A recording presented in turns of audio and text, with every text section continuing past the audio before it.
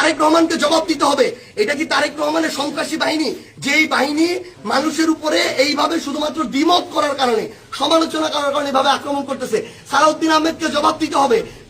বিপদ কেটে গেলে মানুষ বিএনপি হয়, এতদিন যাবৎ আমরা এটাই শুনে আসছিলাম, কিন্তু এখন তার বাস্তব চিত্র আমরা দেখতে পাচ্ছি। আসসালামু আলাইকুম।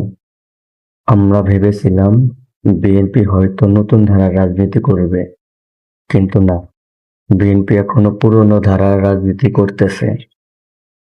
দেশের সাথে গাদ্দারি করা, জাতির সাথে গাদ্দারি করা, এটা কিন্তু জনগণ আর মেনে নেবে না।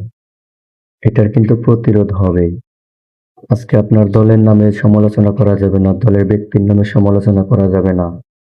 আপনারা কি সবাই দুধে দেওয়া তুলসী পাতা? আপনাদের কি অপকর্ম নাই? তাহলে কেন আপনাদের সমালোচনা করা যাবে না?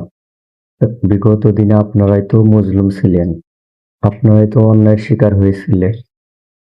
বেশি দিন আগের কথা না, এই তো 2-2.5 বছর আগে আপনারাই তো গুম খুনের শিকার হয়েছেন সমালোচনা করার কারণে।